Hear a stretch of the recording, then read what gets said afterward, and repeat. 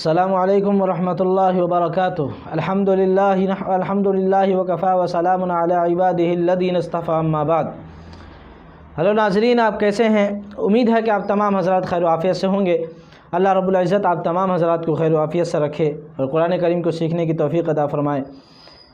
آج ہم لوگوں کا حال یہ ہے کہ قرآن کریم جو ہماری اصل کتاب تھی، اصل بک تھی، ہماری زندگی گزارنے کا جو طریقہ ہمیں رہنمائی کر رہا تھا، اس کتاب کو بڑے افسوس کے ساتھ یہ کہنا پڑ رہا کہ ہم لوگ چھوڑ چکے ہیں۔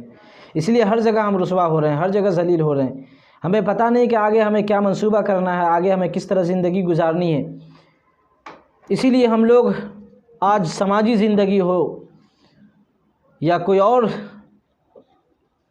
طرح سے انسان زندگی گزار لیتا ہے، لیکن آگے اس کا مستقبل کیسا ہونا چاہیے، اس کا آخرت کیسے سنور جائے، اس کی فکر ہر انسان کو خواہش تو ہے لیکن کوشش نہیں کرنا چاہتا۔ آپ تمام حضرات سے گزارش ہے کہ آپ تمام حضرات کوشش کریں، بس تھوڑی سی 10 منٹ 5 منٹ وقت نکالیں۔ بڑے عزت و احترام کے ساتھ آپ کے سامنے میں عرض کر رہا ہوں کہ اللہ کے واسطے قرآن پڑھ لیں۔ قرآن کے علاوہ قرآن پڑھ کے اپنی رہنمائی حاصل کریں۔ اگر آپ قرآن نہیں پڑھیں گے تو اللہ رب العزت کے سامنے اور حضور کے سامنے قیامت کے دن کیسے آپ حاضر ہوں گے، کیا کہیں گے؟ اللہ رب العزت، اللہ کے نبی یہ شکایت کریں گے، یا ربی ان قوم اتخذوا هذا القرآن مہجورا۔ اس قرآن کریم کی اس آیت پر آپ غور کریں کہ اللہ کے نبی کیا بڑے درد سے کہہ رہے ہیں۔ اللہ کے نبی فرمائیں گے قیامت کے دن کہ اے رب، اے ہمارے پروردگار، یہی میری قوم ہے جس نے قرآن کریم کو پس پشت ڈال دیا، چھوڑ دیا تھا۔ یا قوم ان قوم اتخذوا هذا القرآن مہجورا، یہی میری قوم ہے جس نے قرآن کریم کو چھوڑا اور اس کو پس پشت ڈال دیا، اسے پڑھا نہیں، اسے سمجھا نہیں۔ یہ قرآن کریم بہت پیغام دے رہا ہے یہ اس آیت میں ہمیں، تو ضروری اس بات کی ہے کہ ہمیں قرآن کریم کو پڑھنا چاہیے اور سبق سیکھنی چاہیے۔ آئیے آج ہم سبق شروع کرتے ہیں۔ دیکھیے آج ہم پڑھیں گے تختی نمبر 18۔ اس سے پہلے ہم تختی نمبر 17 پڑھے تھے۔ تشدید مع تشدید، یعنی تشدید والے حرف کے ساتھ فوراً پھر تشدید والے حرف اگر آ جائیں تو اس کو کس طرح ہم پڑھیں۔ تختی نمبر 18 ہے تشدید مع تشدید، تشدید اس کے ساتھ ہی تشدید، یعنی اب دیکھیے اس کا مشق کیسے کریں گے۔ لام کے اوپر بھی تشدید ہے، یا کے اوپر بھی تشدید ہے، اس کو کیسے پڑھا جائے، اس کو کس طرح ہم پڑھیں، تو ہجہ کیجئے۔ دیکھیے عین لام زیر عل، اس کے بعد پھر لام یا زیر لی۔ دیکھیے تشدید والے حرف کو 2 مرتبہ پڑھا جاتا ہے، یہ آپ کو پتہ ہی ہے، اور تشدید بھی کسے کہتے ہیں یہ بھی آپ کو پتہ ہے۔ دیکھیے تشدید یہ ہے۔ اس کے بعد اگر تشدید والے حرف کے ساتھ پھر تشدید والا فوراً ہی اس کے بعد آ جائے تو اس کو پھر کیسے پڑھیں گے۔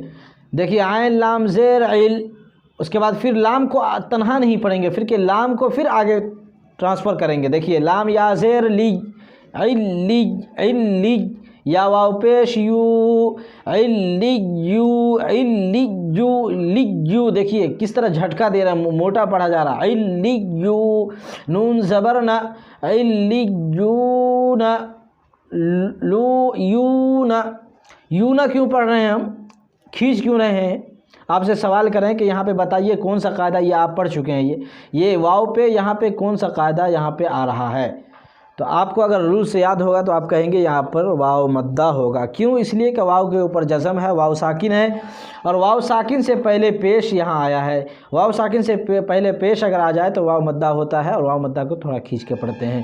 اس کے بعد دیکھیے یا زا زبر یز، اس کے بعد پھر زا کاف زبر زک، یزک، کاف خرا زبر کا، یزک کا، یزک کا، حرف کی بھی ادائیگی ہونی چاہیے۔ اس کے بعد دیکھیے یا زال زبر یز، یز ایک تھا زک زال، اس کے بعد ہے زال زال، یا زال زبر یز، زال کاف زبر زک، یزک، کاف زبر کا، یزک، را پیش رو، یذکرو۔